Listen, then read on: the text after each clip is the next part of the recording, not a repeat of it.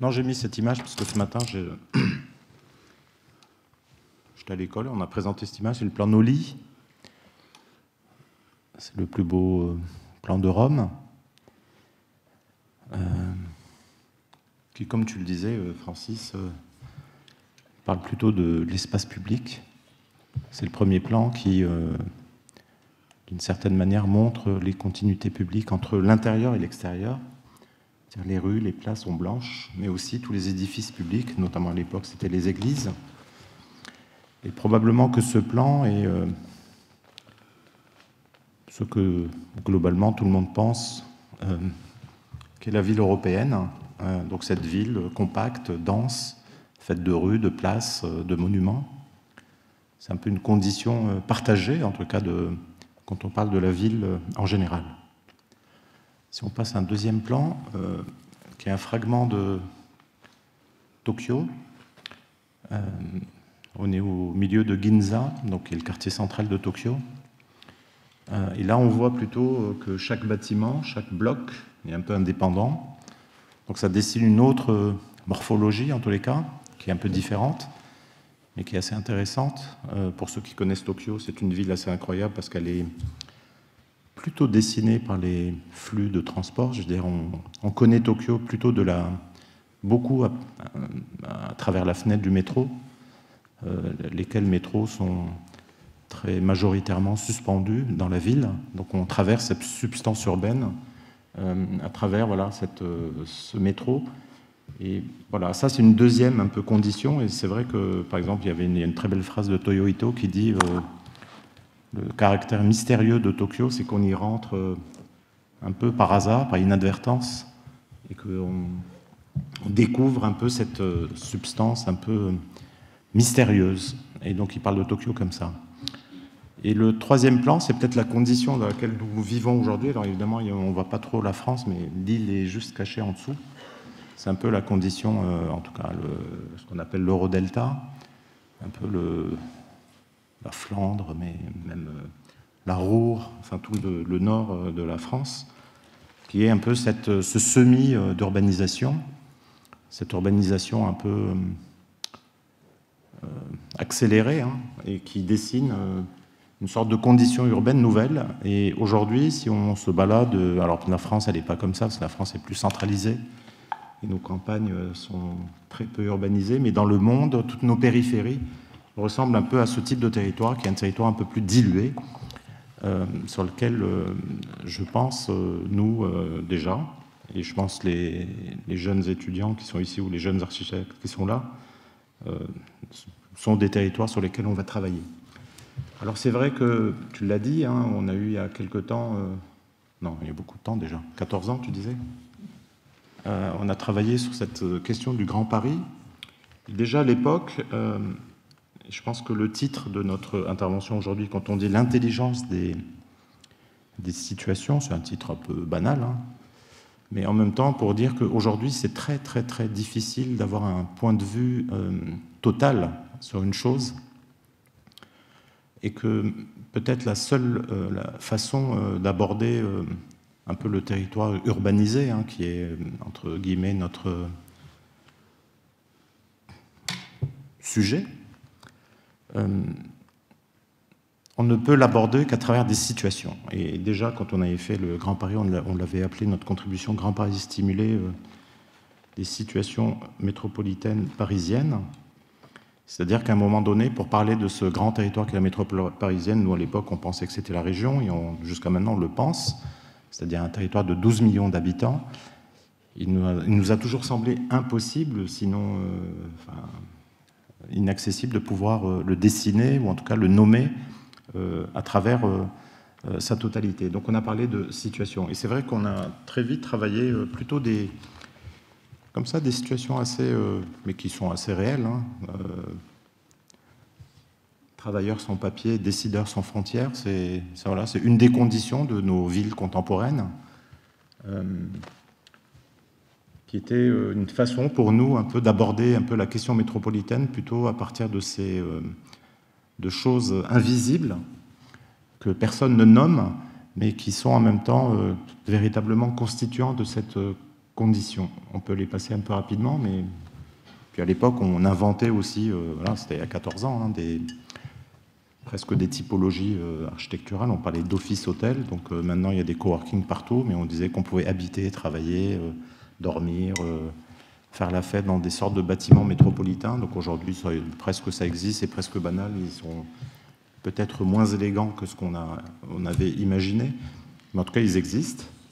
Puis après, on avait même travaillé sur des situations plutôt très parisiennes, où on avait par exemple émis cette hypothèse du très très grand Louvre, parce qu'on parlait du Grand Louvre, mais on imaginait que ce palais pouvait devenir un palais populaire, un palazzo, voilà, et si vous regardez bien les maquettes, l'idée c'est que les métros, les réseaux de transport pouvaient vraiment le rendre plus accessible et le transformer en une machine beaucoup plus partagée qu'elle ne l'est, et peut-être moins commerciale, entre guillemets. Donc on faisait comme ça des sortes d'histoires, comme ça. Cluster hybride. Cluster hybride, c'était pour parler un peu de la Seine-Saint-Denis.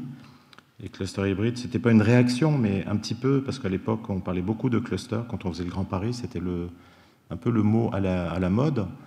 Et on parlait beaucoup du cluster du plateau de Saclay. Et nous, on avait l'impression qu'on pouvait déjà clusteriser dans des territoires qui existaient, comme la plaine Saint-Denis, et on pouvait dessiner des clusters hybrides, parce qu'il y avait déjà des fabriques, il y avait déjà des tissus existants, il y avait déjà une énergie, et que cette énergie, on pouvait la mobiliser pour clusteriser ou pour créer des filières économiques, mais qui sont branchées un peu sur une énergie sociale. Et puis une autre situation qu'on avait posée, mais qui était, on avait appelé ça psychothérapie des substances parisiennes, parce que voilà, mais je pense que ça n'a pas marché là, par contre. Paris a encore besoin de psychanalystes, mais c'était pour dire que, voilà, que Paris n'était pas fini, Paris n'était pas qu'il fallait un peu transformer Paris depuis ses ports. Et on avait beaucoup travaillé sur ce travail de Paris depuis l'intérieur, surtout à partir du métro. Vous le savez tous, le réseau du métro de Paris est le réseau le plus dense du monde, et que le métro aujourd'hui vit une totale indépendance avec la ville. C'est-à-dire qu'il y a RATP, c'est le royaume de la RATP. Et à l'époque, on s'est dit pourquoi pas décloisonner le royaume de la RATP, de le faire rentrer dans la ville et de trouver presque une sorte de nouvelle vie, une nouvelle énergie à Paris. Et puis une dernière peut-être situation qu'on avait appelée territoire-objet densité, mais c'était pour dire que voilà, qu'il fallait densifier en masse. Donc on avait, alors ça a l'air un peu d'être des sculptures, hein, ces dessins, mais c'est pas des sculptures, en réalité c'est un site réel, quelque part dans les Hauts-de-Seine, je crois, si je dis pas de bêtises. On avait juste imaginé ce disque qui en réalité permet de franchir des infrastructures qui aujourd'hui coupent le territoire, donc une sorte de méta-espace public qui, dès lors qu'on le finançait, nous permettait de densifier de façon assez substantielle un peu le territoire pour répondre à la crise du logement dont on n'est pas sorti 14 ans après, même si le mot d'ordre depuis 20 ans, c'est construire du logement, et toutes les années, tous les 6 mois, il y a des colloques sur la qualité du logement, comment construire plus, comment construire mieux, comment construire sans détruire la biodiversité, comment construire pour les personnes, enfin pour les populations défavorisées. Bon voilà, il y a un Conseil national du logement, enfin c'est un sujet national, mais il est sujet national, je pense, depuis 30 ans, depuis 40 ans, depuis 50 ans. Il le restera. Donc à un moment donné, je pense qu'il y avait, on faisait cette proposition de travailler sur des situations un peu, enfin faire des choix un peu plus radicaux sur la construction de cette métropole et pas être dans un éparpillement. Parce que quand on dit situation, beaucoup de gens à l'époque avaient compris qu'on était juste des tenants un peu des miettes, des petites des lucioles un peu sur le territoire. Pas vraiment. La question de la situation et de l'intelligence de la situation, c'était pour venir d'une certaine manière à des endroits stratégiques, montrer de quelle façon on pouvait porter un projet évidemment politique aussi, un projet urbain et un projet architectural.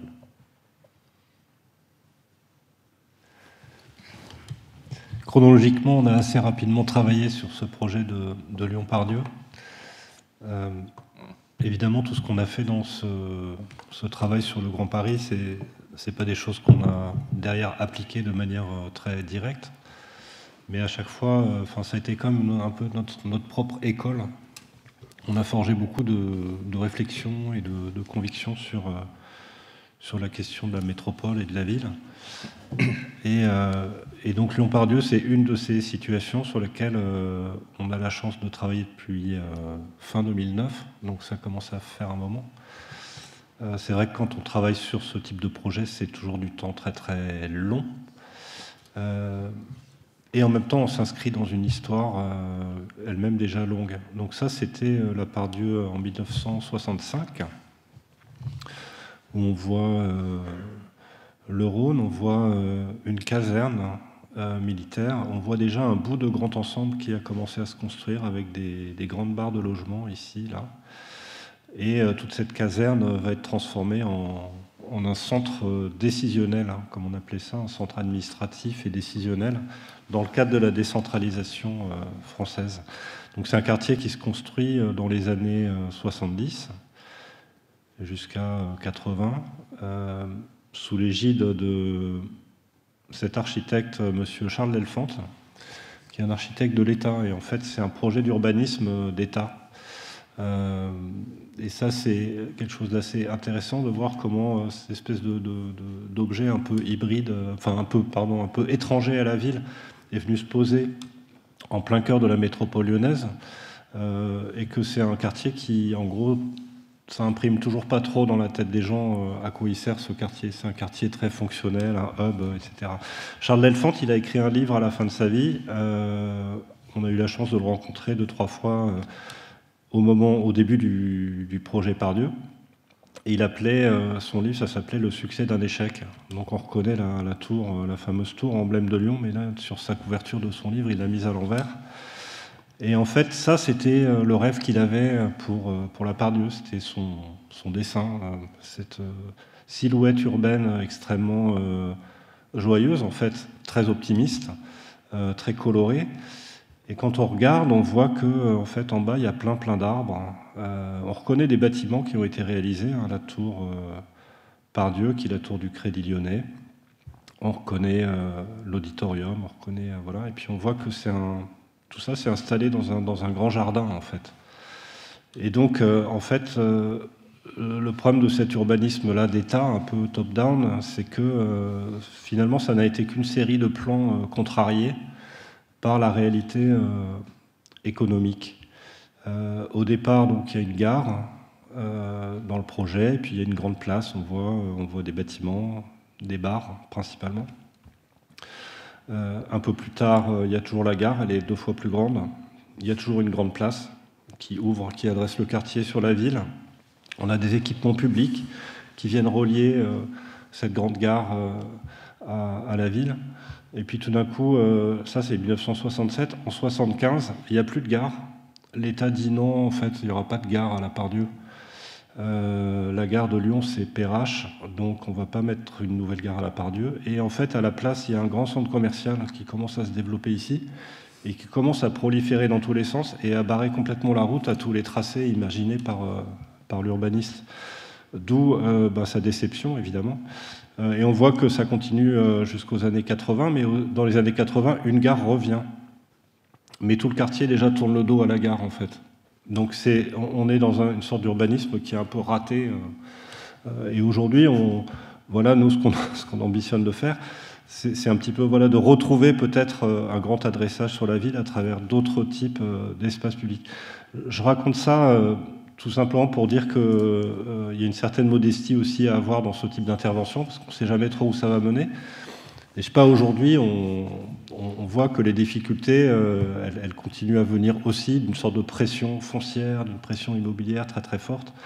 Et donc, qu'est-ce qu'on peut faire en ayant à la fois des convictions fortes, mais en même temps une sorte de flexibilité et d'attitude un peu relaxée par rapport à tout ça. Donc, en 2010, on commence à travailler sur le quartier de la Part-Dieu. On hérite donc d'une situation comme celle-là. On a cette tour Part-Dieu, on a une nouvelle tour, bon, voilà, qui a été construite. Il y a cette idée qu'il faut densifier le quartier et que dans cet espace-là urbain qui est quand même déjà assez plein, il faut multiplier par 2 la surface. C'est ça la commande qu'on nous passe. Donc nous, on est content, hein, on vient de faire Grand Paris, on est un peu relaxé, débridé, on s'est dit, ben voilà, on va mettre des tours partout, on va remplir tout ça et ça va être super. Et bon, on est toujours là-dessus, voilà, 12 ou 13 ans après. Mais ce qui nous a guidés finalement dans ce projet, c'est quelques concepts extrêmement simples. Et Francis le rappelait tout à l'heure, cette figure du sol facile. On a essayé de parler de l'espace public un peu différemment, en disant dans ce quartier qui est hérité d'un urbanisme plus ou moins de dalle, mais pas vraiment fini, inachevé, un peu raté par endroits parce que les passerelles ne sont pas à la bonne hauteur de la dalle, enfin voilà, tout est un peu foireux. Cette idée du sol facile, c'était de trouver une manière de faire un espace public qui infiltre absolument tout, qui rentre à l'intérieur, qui traverse le centre commercial, qui relie la bibliothèque, etc., etc. Et qu'avec ça, on allait pouvoir petit à petit tenir finalement différentes situations avec des projets un peu fragmentaires, des opérations qui allaient se faire petit à petit. Deuxième grande idée, donc il y a cette idée qu'on a appelée sol facile, à la fois pour dire il faut un sol confortable parce qu'on est dans un hub de mobilité, il faut que les voyageurs, voilà, que c'est un quartier qui accueille bien les gens. L'autre grande idée, c'était la question de la gare ouverte et du pôle d'échange. Et en fait, maintenant, si vous allez à Lyon, vous verrez qu'ils ont construit ce nouveau hall de gare ici. Il y a une tour de Dominique Perrault qui est en train de s'achever ici. Il y a encore des vieux immeubles là qui attendent un futur. Le centre commercial qui a été complètement refait par MVRDV. Et ce qui est intéressant, c'est qu'on a complètement conservé et amplifié ce côté traversant de la gare. Et on parlait à l'époque de gare ouverte. Il faut savoir qu'au bout d'un moment, le mot gare ouverte a été banni du projet. Donc les mots ont leur importance.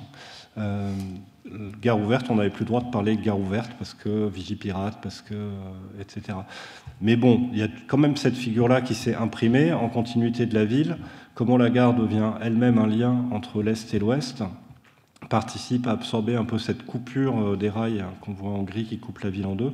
Et on a réussi à faire petit à petit évoluer ce projet de gare, d'extension énorme de la gare vers une gare avec beaucoup d'entrées et pas une sorte de gare aéroport comme la SNCF souhaitait le faire un petit peu à la base avec un grand centre commercial.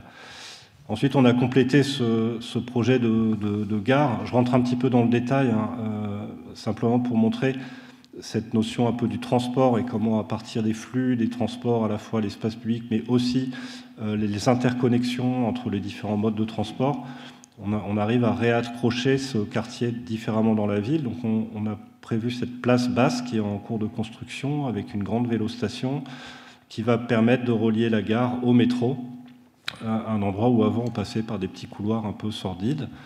Et donc tout ça fabrique ce nœud d'échange infrastructurel assez puissant, assez fort, à la sortie de la gare de Lyon-Part-Dieu. Donc tout ça est en cours de construction. Donc quand Francis disait que c'était un projet un peu complexe, effectivement, ça implique toute cette dimension infrastructurelle. Mais ce qui est intéressant, c'est qu'on a pu s'accrocher finalement, sur cet urbanisme de dalle et cet urbanisme de tunnel des années 70, on a pu accrocher pour dégager de la place pour les piétons, etc., comme on voit un peu sur ces images, la place haute, la place basse. Voilà, je vais essayer d'accélérer un petit peu. Et un autre élément évidemment très important qu'on a travaillé, c'est la question un peu du paysage et de la végétalisation du quartier, qui est un enjeu qui est devenu complètement assez prioritaire à Lyon avec la nouvelle municipalité écologiste, et où petit à petit, finalement, en trouvant des nouveaux espaces, en construisant peut-être de manière plus compacte, on arrive à fabriquer avec ce quartier finalement une sorte de poumon vert. C'est cette notion un peu de sol fertile aussi que tu mentionnais au début dans l'introduction.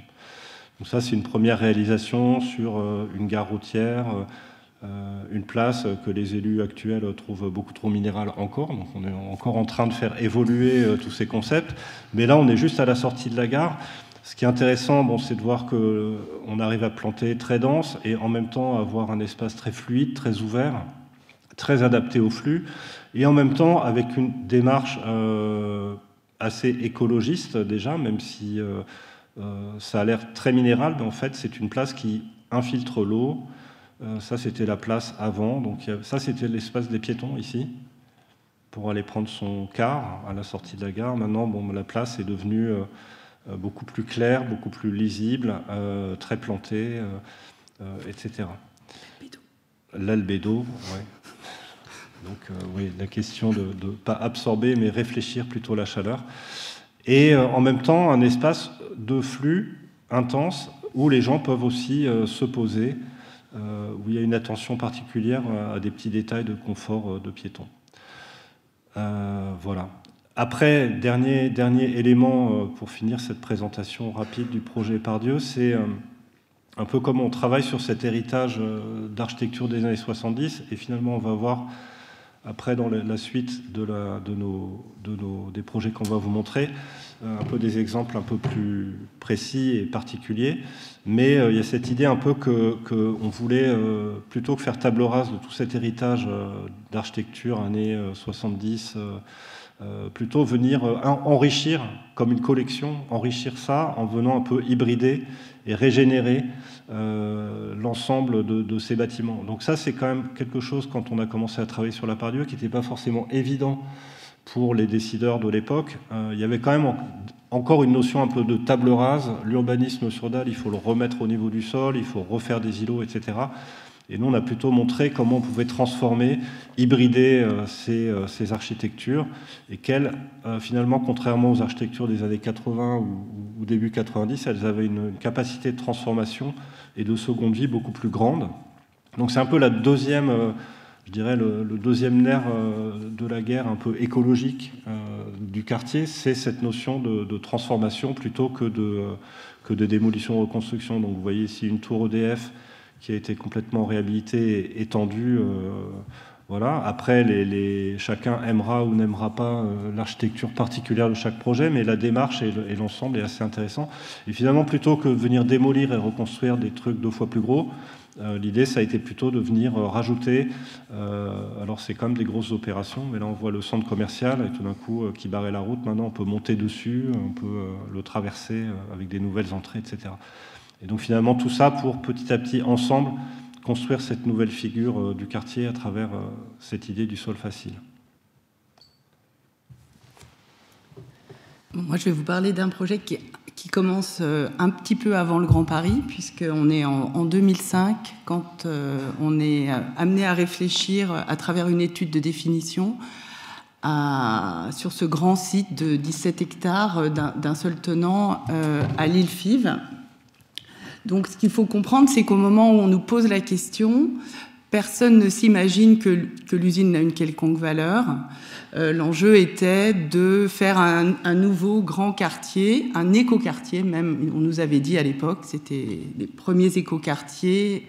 Martine Aubry disait, je veux le premier écoquartier à dimension européenne. Donc, il y avait quand même déjà cet enjeu d'écologie quand même qui poussait le programme, mais tout le monde s'imaginait qu'il n'y avait aucune valeur à l'existant, qu'on allait avoir 17 hectares comme ça en centre-ville après avoir tout démoli, et on nous demandait un grand parc de plus de 6 hectares d'un seul tenant au cœur du quartier.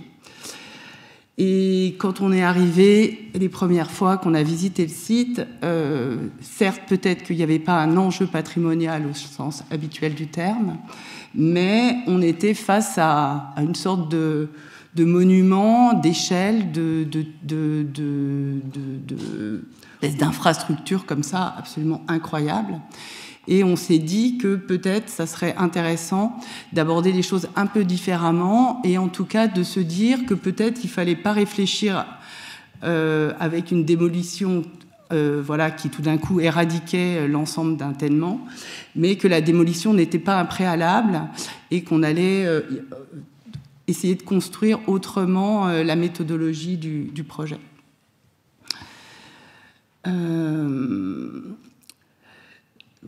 Donc ça, c'était dans l'usage du monde. Donc une des entrées, quand on a visité aussi avec Pascal Cribier, voilà, qui malheureusement n'est plus parmi nous, Pascal, il a eu tout de suite cette idée de se dire, en fait, il faut qu'on transforme cette usine en usine des eaux.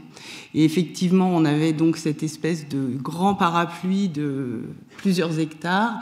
Et très vite, on s'est imaginé ça pouvait être un des fils directeurs du projet, que de voir que faire de cette eau qu'on pouvait récupérer et comment cette eau pouvait venir irriguer tout un quartier et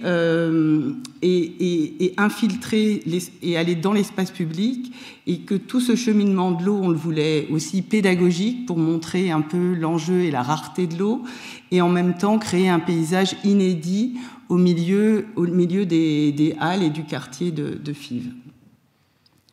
Voilà, donc les toitures, bon, je ne vais pas développer plus que ça, mais ensuite, donc, les grosses réserves d'eau, les grands réservoirs, donc on a toutes les eaux qui se connectent des toitures existantes, et puis dans les transformations qui pouvaient avoir lieu au sein même des halles, toutes les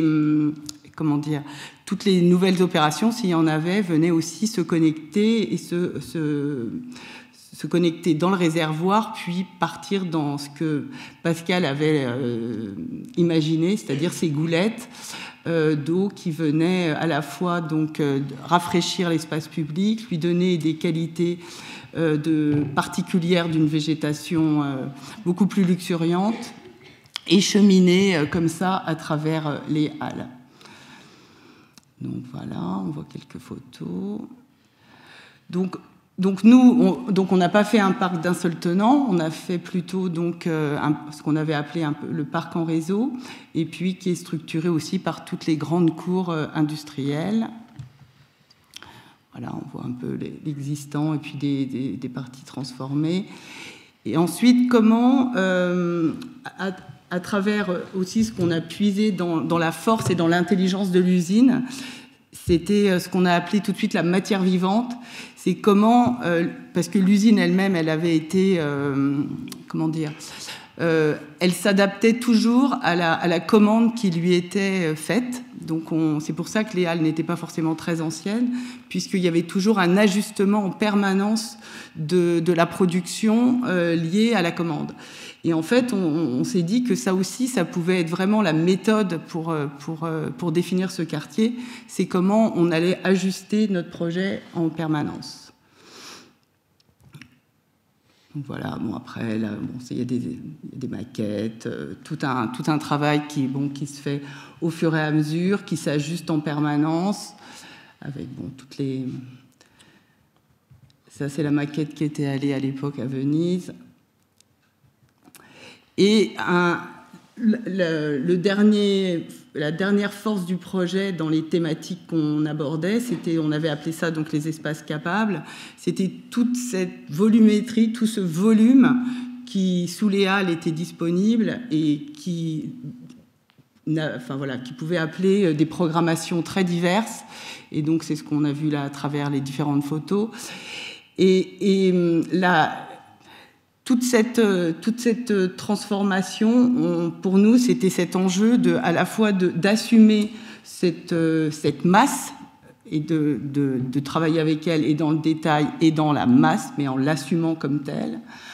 Un autre enjeu pour nous, de notre manière de voir le patrimoine, c'était, si tu peux passer à une suivante, c'était d'accepter l'idée de la rupture d'échelle de manière très très forte, c'est-à-dire en même temps, pour nous, c'est vraiment ça l'enjeu d'un paysage industriel, c'est aussi cette force de savoir ménager des vraies ruptures d'échelle, mais en même temps qui sont complètement imbriqués, puisque évidemment le quartier ouvrier nourrit, c'était toute la force vive de l'usine. Mais accepter ces ruptures d'échelle, ça n'a pas toujours été facile de le faire comprendre. Et puis la monumentalité aussi complètement assumée. Donc là, on voit la halle Saint-Louis, qui est la plus grande halle du site. Je ne sais pas ce qu'elle devient aujourd'hui, mais Anne qui a repris le projet le sait peut-être. Et tout l'enjeu du projet, c'était de retrouver donc une nouvelle attractivité, d'en faire un grand attracteur métropolitain et un lieu de destination.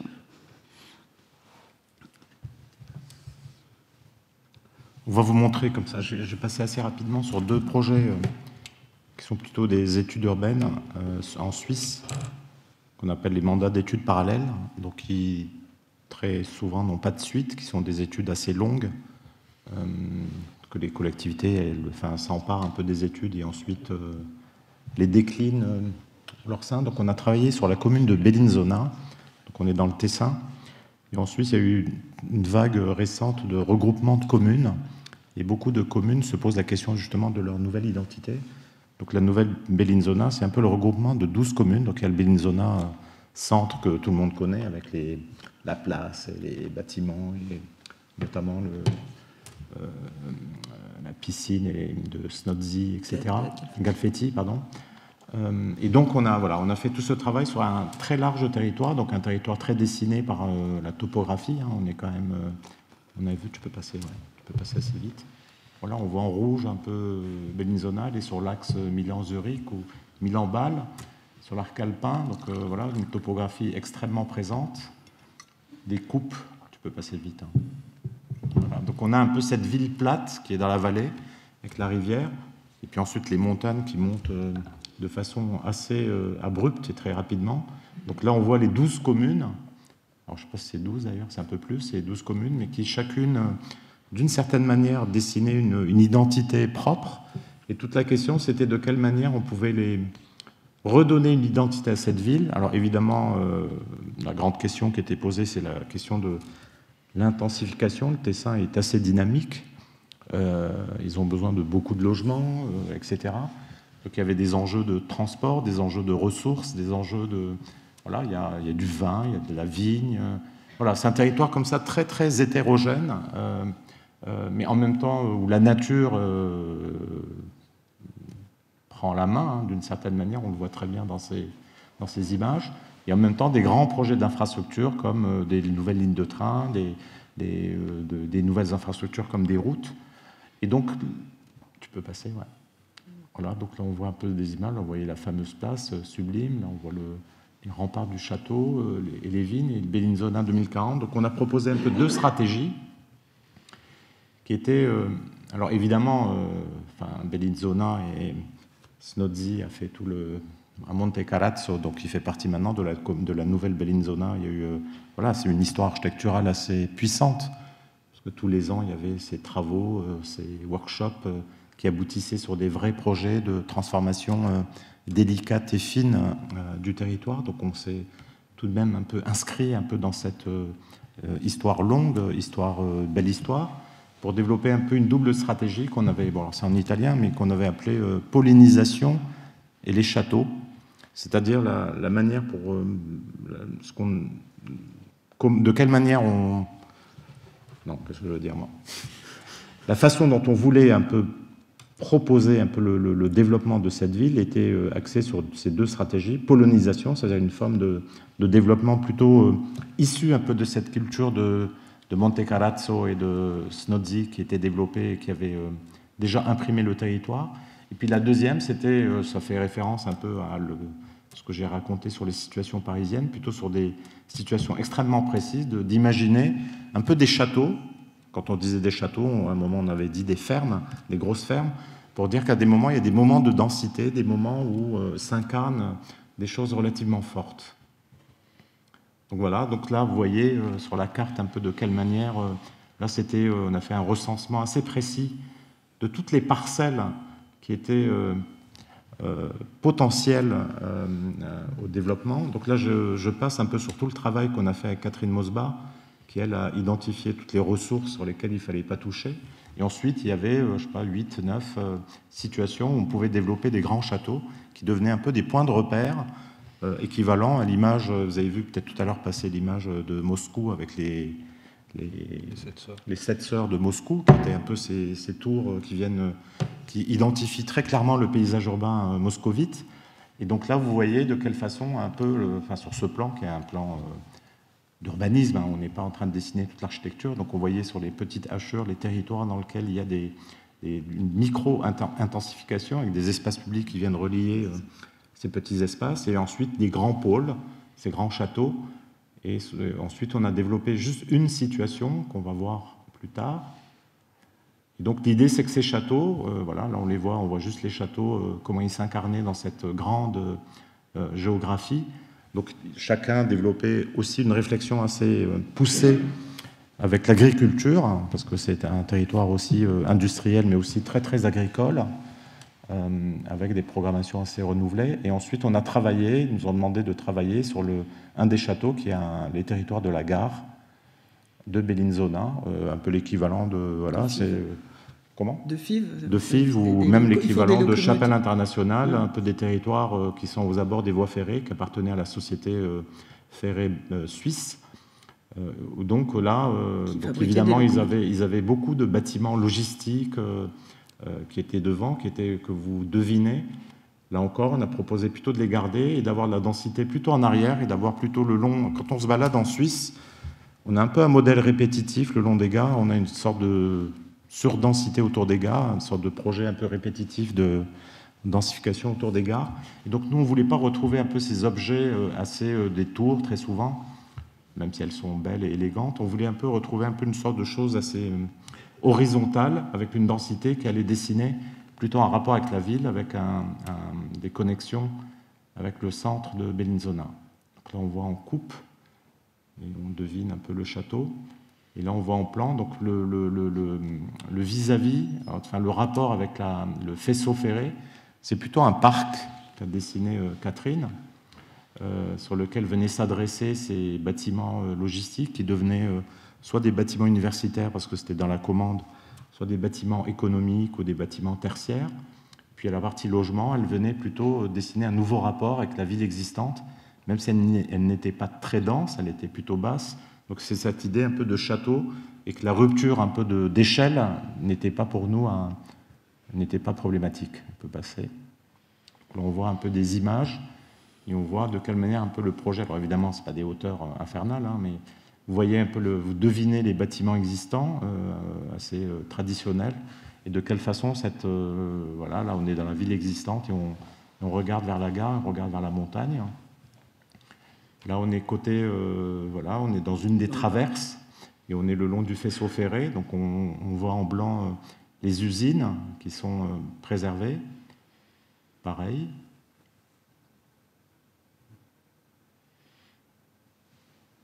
Et puis là, on est de l'autre côté, donc on voit côté ville, et on voit pareil la gare, et puis là, on est de l'autre côté, on est côté faisceau, du côté de la montagne, et on voit un peu le premier plan qui sont ces usines, donc un plan plutôt horizontal avec un parc au bord du fer, ce qui venait plutôt augmenter, élargir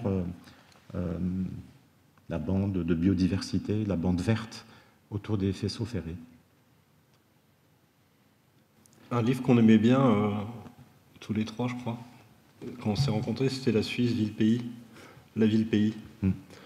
C'était, je trouve, une des réflexions. Enfin, c'est pas la ville diffuse forcément, c'est un peu autre chose, mais cette Suisse reliée par ces réseaux de trains, etc. Donc je pense. C'est la ville à la campagne. Ça fait un peu écho, voilà, aux différentes situations que j'avais à montrer. Fribourg, je ne sais pas très bien en parler de Fribourg, mais on va essayer. Ville des coexistences, c'est un projet qui part en fait d'une question, là encore, infrastructurelle, avec la question de la couverture d'une autoroute, avec dans ce projet cette question, oui, de ville-campagne qui est très, très forte, mais qui mêle à la fois la question productive, agricole, aussi la question de la santé, parce qu'il y a tout un pôle hospitalier et un hôpital et toute l'économie un petit peu qui va autour. Et puis la question de la densification pour produire du logement, et en même temps le tout dans un territoire avec une forte dimension qui conserve malgré tout une dimension naturelle et un peu rurale en fait, même si on est complètement dans une question urbaine. Le déclencheur, c'était quand même l'enterrement de l'autoroute. L'enterrement de l'autoroute, ouais. Que tu peux montrer. Oui. Là, juste là au milieu, ouais, ça. Toute cette partie-là disparaît. Et en fait, c'était le déclencheur pour lancer un projet un peu de redéveloppement. Donc là encore, c'est un regroupement de communes. Donc le vieux Fribourg, c'est un peu la langue de terre qui est là. Vous avez vu l'image au départ, qui est assez incroyable, dans une géographie assez incroyable. Et ensuite, évidemment, il y a toute une série de développements périphériques. Donc il y a cette autoroute qui passe par là, hein, qui va à Bâle, Zurich, etc., et qui était prévue d'être enterrée.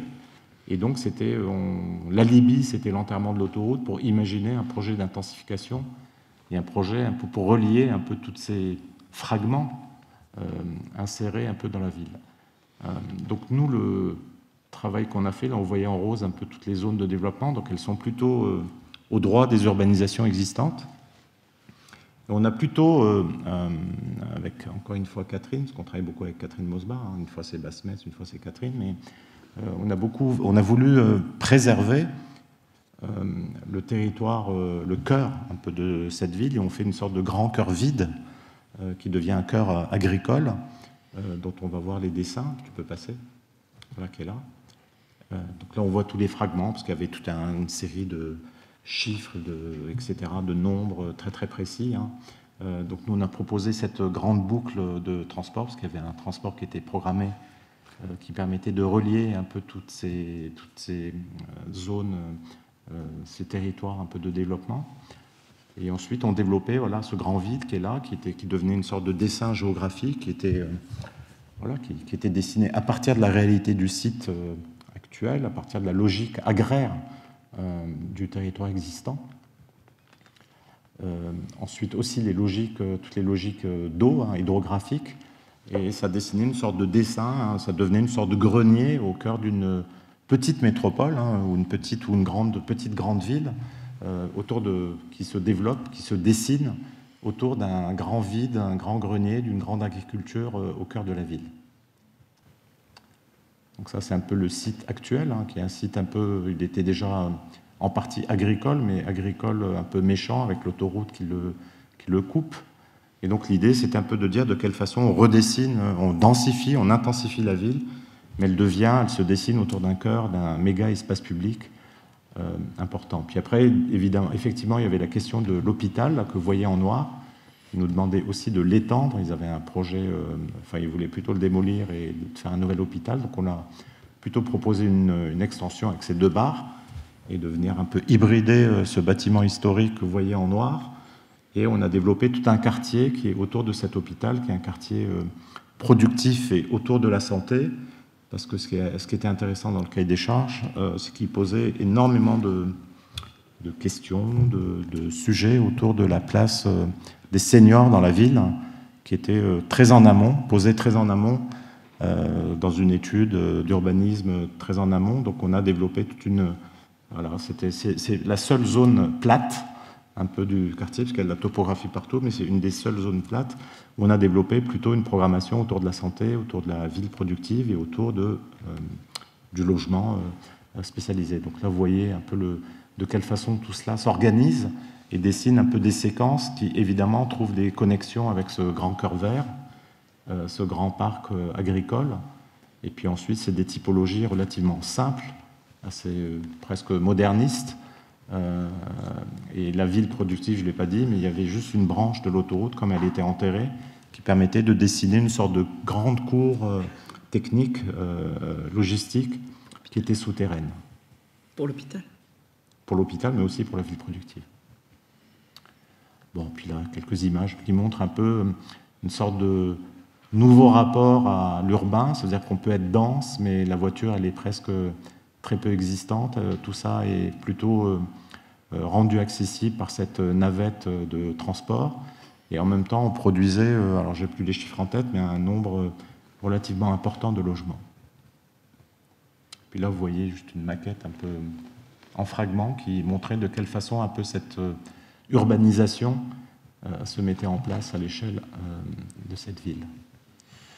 Là, on va vous parler de 2 projets à Bruxelles. Donc un concours qu'on a perdu et un autre que nous sommes en train de construire, Citizen, qui est le bâtiment que vous voyez juste là en bas, là, qui est ce projet un peu cruciforme. Donc là, vous voyez une image un peu typique du Bruxelles des années 70, hein, où Bruxelles se rêvait comme capitale internationale. Il venait de faire l'Expo internationale, donc c'est l'époque où il démolissait tous les quartiers de faubourg pour construire une sorte de ville moderne, de tours. C'est un peu, on appelait ça la bruxellisation, c'est la tertiarisation un peu de Bruxelles. Et donc là, vous voyez, à un moment donné de l'histoire, un peu l'état des choses. Donc là, et donc aujourd'hui, tout ce patrimoine, il est en obsolescence assez avancée, un peu de façon un peu simultanée. Donc beaucoup de projets, beaucoup de questions se posent sur le devenir de ces ténements. Donc voilà, Citizen, en fait, c'est un grand immeuble de bureaux. Alors, il s'appelle Citizen parce qu'à un moment donné, il y avait tous les services de la ville qui étaient dedans, donc, et les services municipaux de la ville de Bruxelles. Tout le rez-de-chaussée a été transformé déjà, qui sont des commerces. Et donc l'idée, c'était de voir de quelle façon on pouvait le transformer. Donc on a fait la proposition, tu peux passer là. D'abord en travaillant sur le bâtiment, en faisant des additions et des soustractions pour rendre le bâtiment un peu plus incarné, un peu plus contextualisé. Et donc on a travaillé un peu sur ces 4 chambres, parce que vous avez vu qu'il dessine un peu 4... donc la première chambre qui est ici, qui donne sur le boulevard Hanspach, qui est la rue que vous connaissez tous probablement à Bruxelles, qui est la rue piétonne, qui devient un peu l'entrée principale ou l'adresse principale du bâtiment. Ensuite, la deuxième chambre qu'on appelait Belvédère, qui donne sur le petit théâtre qui est à l'arrière. Donc là, on a proposé plutôt d'avoir une sorte de terrasse suspendue en Belvédère qui fonctionne en écho avec la place. Troisième, c'est la rue Lévesque, qui regarde plutôt la ville ancienne, la ville du logement, où là, on s'est dit, c'est là-dessus qu'il faudra développer une partie domestique, que la tour peut devenir du logement. Et puis la dernière, qui regarde vers le nord, donc qui regarde plutôt vers les nouveaux quartiers, vers ce qu'ils appellent le petit Manhattan, qui est la partie plutôt tertiaire. Et puis on s'est dit que c'est là-dessus qu'on pouvait garder du bureau ou développer des choses plutôt tournées vers le tertiaire. Donc là, vous voyez de quelle façon on a travaillé juste le rapport à la ville. Donc ce concours était un peu étrange, parce qu'on devait repenser la totalité du bâtiment, sauf les rez-de-chaussée, parce qu'ils étaient occupés par des commerces qui fonctionnaient très bien, que c'était très cher, très onéreux de les faire sortir, de les faire bouger. Donc on avait des trous de souris pour accéder dans la tour. Donc un des trous de souris, c'était juste un magasin qu'ils avaient racheté. Donc à partir de là, de la rue Hanspach, on a tiré ces 2 escalators qui nous amènent vers une sorte de lobby public qui est plutôt surélevé. Je ne sais pas si on le voit après, j'espère. Là, si. Voilà, le lobby qui est cette grande ligne blanche qui traverse le bâtiment de façon transversale et qui devient une sorte de méga lobby qui adresse 3 programmes, un hôtel, des logements, des bureaux et un coworking, donc même 4 programmes, lequel le lobby donne évidemment sur la place suspendue, sur le Belvédère, et dessine un peu et transforme ce bâtiment qui était un bâtiment unitaire, un peu une sorte de soucoupe volante, en quelque chose qui commence à dessiner, à être en réaction avec le contexte qui l'entoure. Donc là, voilà, là c'est le Belvédère, donc c'est la terrasse. Donc vous imaginez plutôt les logements qui sont par là. Là, c'est l'entrée principale, donc avec plutôt les bureaux, donc les commerces qui sont en bas existent. Pas très bien. Pareil, là, c'est les bureaux aussi.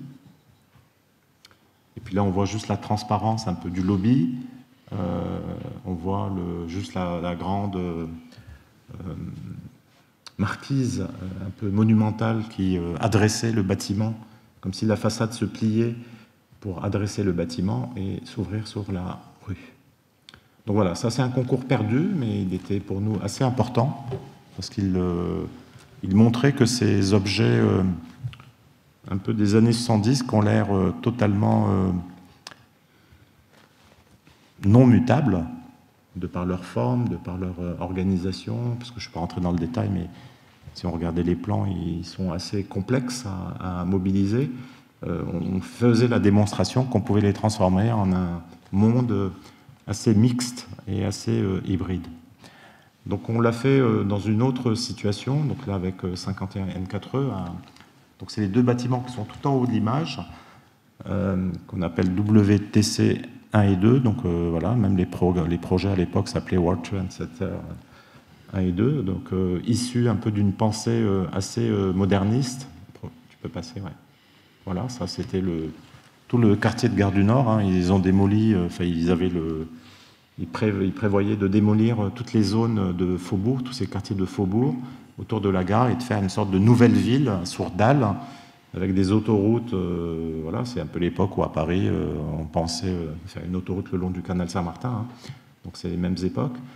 Et donc on construisait des tours jumelles de part et d'autre posées sur des grands socles avec une dalle piétonne suspendue. Donc rappelez-vous, hein, c'est à Bruxelles qu'il y a eu les plus grandes protestations urbaines contre cette architecture, et le projet n'a jamais abouti tel que vous le voyez sur cette image, et c'est devenu Tu peux passer, ouais. Bon, voilà, c'est d'autres images un peu du projet de l'époque. Prochaine. Voilà, c'est devenu ça. Donc c'est devenu très simplement des tours posées sur des socles, posées sur le sol urbain de la ville. Mais quand même, on a construit quelques paires de tours, et aujourd'hui, toutes ces tours sont totalement obsolètes, non louées. Et quand on est arrivé sur le concours avec 51 N4E, le propriétaire d'une famille, hein, qui est une sorte de foncière familiale bruxelloise, les deux tours étaient vides, et ça, je pense que c'est beaucoup l'équipe de 51 N4E qui a poussé pour que ce soit occupé de façon temporaire. Donc il y a eu une occupation temporaire des deux tours, où c'était assez incroyable, parce qu'il y avait des architectes, un bout de l'école de Gand, des cuisiniers, des écoles de danse, etc. Un jardinier. Un jardinier. Et donc c'est là où on a fait le concours, on était invités, on l'a fait ensemble. Et donc nous, on a fait cette proposition. Donc là, on voyait un peu en 112 ce qu'elle était, enfin jusqu'à peu de temps, hein, ce que c'était. C'était ces deux tours posées c'est un peu les mercuriales belges, hein, aux bruxelloises, hein, ces deux tours vert fumé, noir, posées sur un socle en béton plutôt rosé, orangé. Donc nous, on a proposé plutôt au départ de garder les deux tours et de venir juste passer ce qu'on avait appelé un volume capable, qui est ce grand volume qui vient relier les deux tours, qui vient relier les deux noyaux, qui étaient des noyaux assez performants, 12 ascenseurs qui vont relativement vite, des escaliers de secours qui étaient encore aux normes, et ça permettait d'une certaine manière de dessiner un monde qui nous semblait plus intéressant. Et puis tout le socle, on le démontait, on en faisait une sorte de grande serre froide dans laquelle qui évidemment adressait tous ces objets. Donc là, vous voyez un peu juste le schéma, un peu du rez-de-chaussée qui devient une sorte de rez-de-chaussée très composite dans lequel plusieurs conditions pouvaient cohabiter. Et puis là, vous voyez un peu le volume capable en jaune avec les deux volumes bleus qui sont les tours existantes et qui dessinent un peu des plateaux de bureaux relativement larges qui faisaient, je ne sais plus, mais presque 2000 ou à 3000 mètres carrés par niveau. L'intérêt de ce projet, il est plutôt dans la petite axonométrie que vous voyez en haut. C'est qu'à la fin, c'est devenu un projet extrêmement mixte, c'est-à-dire que tout le volume capable, c'est des bureaux qui font 5,20 mètres sous plafond, ce qui est quasi impossible aujourd'hui dans un projet immobilier contemporain. Et ces 5,20 mètres, un niveau sur deux, allaient chercher une partie des deux tours, et ensuite venaient s'intercaler dans chacune des tours, soit du logement d'un côté ou un hôtel de l'autre. Donc ça dessinait ce qu'on appelait le zèbre. Quand on faisait le projet, on l'appelait le zèbre, parce que c'était un peu des couches, une sorte de mixité par couche. Puis ça dessinait ce plateau-là, hein, qui faisait 110 mètres de long, 22 mètres de large, 5,20 mètres de hauteur sur la partie volume capable, donc le volume qu'on rajoutait, et 2,70 mètres dans les parties existantes. Voilà, donc un plan, là vous voyez ce que ça donnait en plan, donc un niveau sur deux, Donc il y a un niveau qui est totalement bureau, et puis les niveaux supérieurs qui est hôtel ou logement. Et en même temps, ça nous permettait de réadresser un peu cet ensemble sur la ville. À Bruxelles, il y a tout un projet de transformation de tout le territoire autour du canal, avec notamment là, ici en bas de l'image, l'ouverture prochaine du Beaubourg ou du canal, hein, qui est un musée d'art contemporain, bibliothèque, etc. Un gros équipement culturel. Donc là, vous voyez juste l'axonométrie un peu du rez-de-chaussée, de la base de la tour, qui devient une sorte de monde en soi. Voilà, ça va à peu près ressembler à ça, c'est-à-dire une grande serre froide avec un grand jardin qui adresse des choses.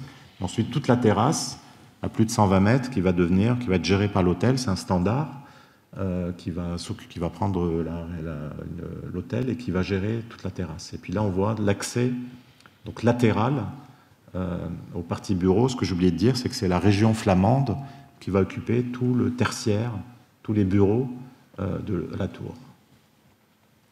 Là, vous voyez juste une image un peu du jeu un peu d'échelle entre le double étage un peu du volume capable et puis l'étage d'une maquette, c'est une photo de maquette. D'autres coupes. Là, vous voyez un peu l'image. Là, c'est côté canal. Et puis là, l'image plutôt... Là, vous voyez l'accès des bureaux. Donc, on rentre plutôt sur le coin, dans le volume capable, pour rentrer dans les bureaux de la région flamande. Puis juste un petit film qui va vous permettre juste de comprendre comment tout ça fonctionne.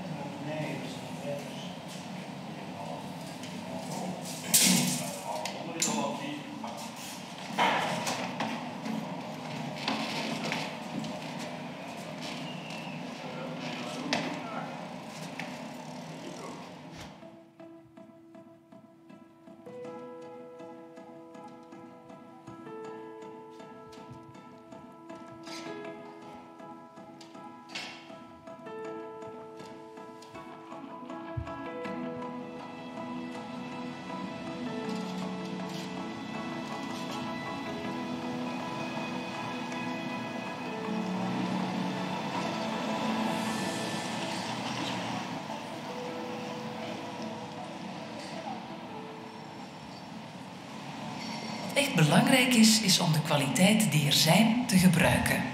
Het vele licht, het ongelooflijke uitzicht. Je kan tot Mechelen kijken. Op een heldere dag zelfs zo ver als de haven van Antwerpen. Een raam kunnen opendoen en voeling krijgen met wat er buiten gebeurt. Dat is ook kwaliteit, zowel voor het wonen als het werken. Op een plek zitten waar je niet geïsoleerd bent. In een wijk die ook na de kantooruren leeft en veilig en geborgen aanvoelt.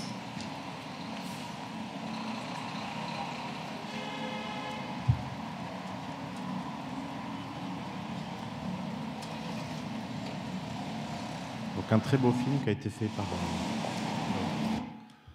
Karine Dana à partir de nos images. Juste pour terminer, dans Tour des Poissonniers, donc c'est un autre projet, une autre tour d'une certaine manière. Mais un peu moins corporate quand même. Un peu moins corporate. Un peu de logement, une tour de logement social. C'est un peu tu as parlé de Paul Prêtre, c'est un peu la suite, hein, c'est le même propriétaire, c'est Paris Habitat. C'est quasiment le même territoire, on est Porte des Poissonniers. C'est la tour que vous voyez là, Panasonic, qui a été un peu abîmée par une palulos des années 80-90. Tu peux passer. Elle s'appelle LG maintenant. C'est vrai, c'est une vieille photo alors. Life is good. Ouais. Donc c'était ça, hein. Ce qu'il faut imaginer, c'est qu'avant, c'était un peu globalement cette image. Donc c'est voilà, une tour de Lopez, avec des demi-niveaux, qui étaient assez transparentes, qui étaient en même temps assez simples, et un peu son équivalent qui est resté un peu dans son jus. Et je pense que ça, c'est une photo de son équivalent à Berlin. Donc plutôt un bel objet, un objet assez contemporain. Et donc la question qui nous était posée à travers un concours, c'était de quelle façon on pouvait transformer cette tour de logement social en une tour de logement étudiant, avec une forte réflexion en termes de façon d'habiter pour les étudiants, donc comment ils pouvaient partager des choses, habiter ensemble, réfléchir un peu sur des nouvelles conditions du logement étudiant à Paris. Ça, pour ceux d'entre vous qui connaissent les résidences étudiantes, c'est pas toujours très joyeux. Et ensuite d'installer plutôt au pied de l'immeuble un équipement culturel, un équipement d'enseignement qui sont des studios de musique qui sont gérés, enfin qui vont être utilisés plutôt par Sorbonne Université, par les étudiants de musicologie, donc qui viennent dans des studios voilà, faire de la musique. Donc c'était plutôt un programme assez intéressant de voir de quelle façon on pouvait travailler sur un projet qui associe habiter ensemble les étudiants, mais aussi un lieu d'enseignement, d'éducation culturelle, de musique. Et donc on a fait cette proposition avec David Fagard ici présent, Lynn Fontana et Catherine Mosba, encore une fois. Et donc là, ce que vous voyez là, c'est un peu le plan du -1. Donc très vite, on a fait le choix, et voilà, tous ensemble, pour dire que d'une certaine manière, il fallait préserver un peu la façon dont la tour venait se ficher dans le sol, c'est-à-dire qu'il y a comme ça 3 grands murs qui viennent un peu se ficher dans le sol. On allait chercher les caves qui sont au -1, qui devenaient inutilisables, pour aller construire, pour aller chercher un jardin en creux que vous voyez à l'arrière, dessiné par Catherine, et lequel jardin se développait, se déployait pour dessiner cet équipement culturel fait de ces petites alvéoles, où chaque alvéole est un studio. Et en gros, on a travaillé sur 3 grands thèmes. Pardon. Un peu de quelle façon on pouvait juste hériter du bâtiment et le transformer. Sur aussi le programme, parce qu'il y avait un programme assez particulier avec des nombres de logements, voilà, etc.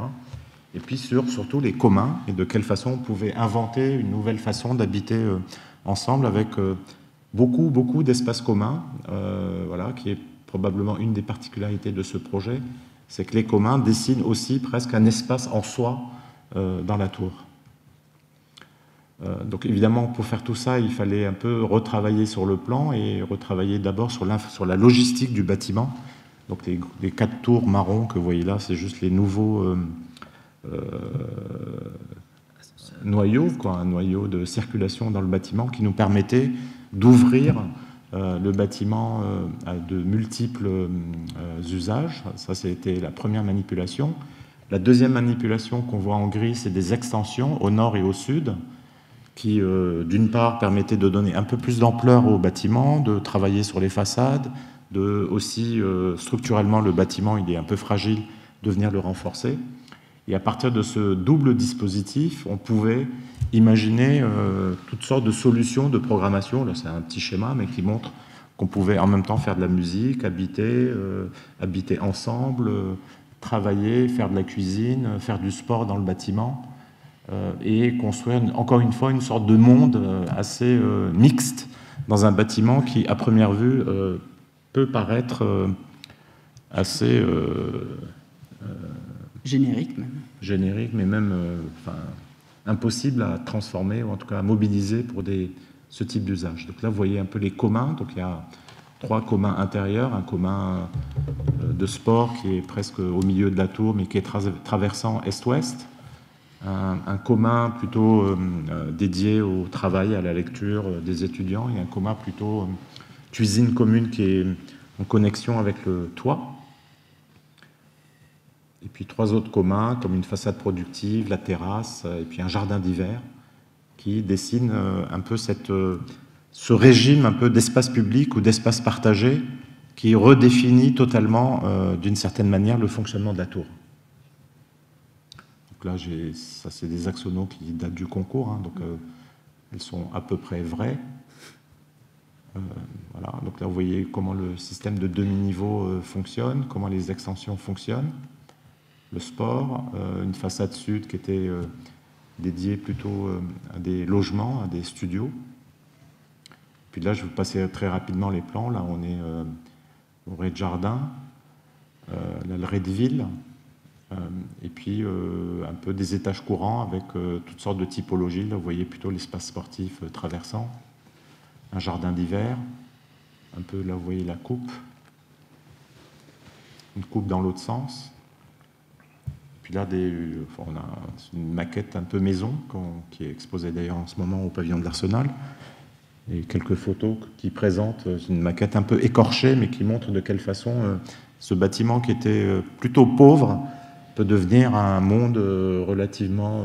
voilà, là, c'est juste la cuisine suspendue qui regarde au nord de Paris, où là, vous voyez le méandre du jardin, parce qu'il y a 4 très beaux arbres qu'on préserve, et comment le jardin dessine une sorte de double niveau entre les arbres existants, qui sont au niveau du sol existant, et puis un paysage qui est en dessous. Là, on voit la salle de sport qui est traversante, qui dessine comme une grande fenêtre qui traverse l'ensemble du bâtiment. Et puis là, on devine un peu plutôt la double peau. Donc là, on a enlevé la peau pour le montrer. Et on voit... puis là, on voit un peu tout ce dispositif, tous ces dispositifs qui dessinent, qui transforment un peu cette tour qui était un peu monofonctionnelle. Hein. C'était qu'une tour de T2 et de T3. C'était que des T2 et des T3. Qui devient voilà, toute une série de logements. Même le programme, je pense qu'à ce jour, il peut encore bouger avec voilà, toute une logistique d'une vie en commun. Et juste pour finir, mais très rapidement, parce que voilà, c'est un projet trop récent pour qu'on puisse en parler, mais on voulait quand même... Voilà, c'est aussi une de nos actualités, c'est l'extension des Archives nationales, bâtiment dessiné par... Fuxas, que vous connaissez tous, à Pierrefitte. Il a fallu... il faut déménager, il faut qu'en 2027, ce bâtiment soit étendu, parce que l'autre bâtiment de Vincennes voilà, est en train de déménager aujourd'hui dans les archives, il est plein, et donc ça sera la dernière extension. Donc là, c'est un projet aussi pour nous assez important, parce que d'abord, c'est la première fois qu'on touche à ce type de programme. Et je pense que l'intérêt, que si on le gagne, c'est qu'on prend le risque un peu de construire un bâtiment, une tour, d'une certaine manière, avec une très faible empreinte au sol, parce qu'en fait, sur la pointe du bâtiment, qui était le terrain qui était dévolu à l'extension, a été développé un jardin avec plein d'arbres. Donc aujourd'hui, c'est très compliqué de venir couper tous les arbres, etc. Donc nous, on a fait le choix de venir vraiment... poser le minimum au sol et plutôt de dessiner un centre d'archives plutôt qui se glisse vers la hauteur. Et toute la question a été de dessiner sa géométrie et de quelle manière il pouvait s'adresser au grand paysage, puisque là, on est au grand territoire, on est à Pierrefitte. Voilà, on va, comme tous les projets que l'on fait, on va les voir du toit de notre agence. Donc on s'est arrangé pour qu'il puisse être visible du toit de notre agence. Donc, il le sera. Bon, je ne vais pas discuter les plans, tu peux passer. Non, ce qui est assez intéressant, c'est la combinaison aussi du projet initial de Fuxas, qui avait joué beaucoup plutôt sur une forme d'horizontalité. Et tout d'un coup, voilà, cette idée que grâce à cet objet du jardin qui est advenu dans l'histoire du site, assez rapidement finalement, parce que ces archives, elles ont quoi, 10 ans ouais, à peine. À peine. Non, ils viennent de fêter les 10 ans. Ouais, à peine. Mais ce qui est intéressant, enfin, je pense aussi dans les différents projets qu'on a pu montrer, que ce soit à l'échelle urbaine ou l'échelle architecturale, alors je ne parle pas des projets en Suisse, mais un peu ville-campagne, mais plutôt cette idée aussi de l'accélération des choses, c'est-à-dire qu'on est en train de transformer massivement des choses qui ont été construites il y a très peu de temps. Et donc finalement cette deuxième vie, c'est presque, elle est encore dans la première vie presque des bâtiments. C'est ça qui est, je pense, dans le travail assez intéressant. Du coup, il y a cette idée que pendant ce temps du bâtiment des archives, il y a ce jardin qui s'est développé, qui n'était pas forcément quelque chose d'absolument prévu à la base comme un élément important, mais qui devient aujourd'hui, dans la nouvelle lecture un peu des valeurs des choses, qui devient un des éléments de décision fondamentale dans la manière de faire ce projet, et qui donne du coup voilà, le sens à aller construire plus vertical que horizontal, contrairement à Fuksas qui aurait eu aucune raison d'aller construire vertical à son époque.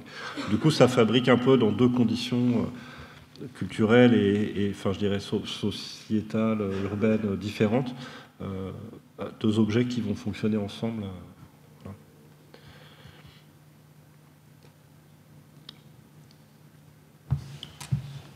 Non, mais là, les images se suffisent à elles-mêmes.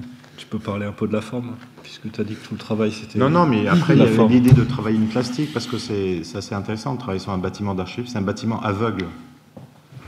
Donc, il y a une seule façade qui est ouverte, qui est la façade des ateliers, qu'on verra juste après, peut-être. Mais c'est un bâtiment aveugle, donc l'idée, c'est... Bon, évidemment, il y avait toutes les contraintes fonctionnelles, les contraintes environnementales, parce qu'évidemment, tous les bâtiments aujourd'hui... qu'on doit construire, ils doivent être extrêmement vertueux. Donc c'était très compliqué d'être vertueux quand il faut construire un bâtiment qui doit soutenir des tonnes et des tonnes d'archives. Donc il est quasi obligatoirement en béton. Donc trouver le pourcentage de bio ou de géosourcé était éminemment compliqué. Donc globalement, c'est sur les circulations, donc surtout pas dans le bloc des archives. Donc, mais c'est voilà, les demandes étaient assez ambitieuses. Et l'idée, c'était de voir de quelle façon on dessine un objet qui, en même temps, est assez élégant, transparent, réfléchissant, qui ne fasse pas ombrage à l'architecture de Fuksas, mais qui vienne plutôt presque l'augmenter, mais qui, en même temps, a son autonomie, qui émerge un peu du parc. C'était très compliqué, parce que le plus facile aurait été plutôt de prendre le bâtiment de Fuksas et un peu de l'augmenter. C'était le projet le plus simple.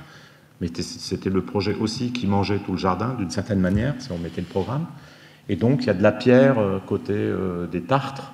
C'est une grande façade en pierre. Il y a une façade métallique, puis une façade vitrée pour la partie que vous voyez là, pour la partie atelier. Parce qu'à des moments, ils ont des ateliers où ils traitent les archives avant de les classer. Donc, c'est cette façade-là, qui n'est qu'une façade, d'une certaine façon, tertiaire, qui, elle, est totalement transparente. Donc on a joué sur trois matérialités, puis sur cette forme un peu qui en même temps dessine des courbes et qui, voilà, c'est-à-dire qu'à des moments on va voir le bâtiment comme ça, et à d'autres moments on va le voir comme ça, c'est-à-dire totalement métallique, donc totalement en continuité avec le bâtiment de Fuksas, et à d'autres moments il va s'adresser en verre, et à d'autres moments il va s'adresser en pierre, donc il est assez changeant, mais en même temps assez discret.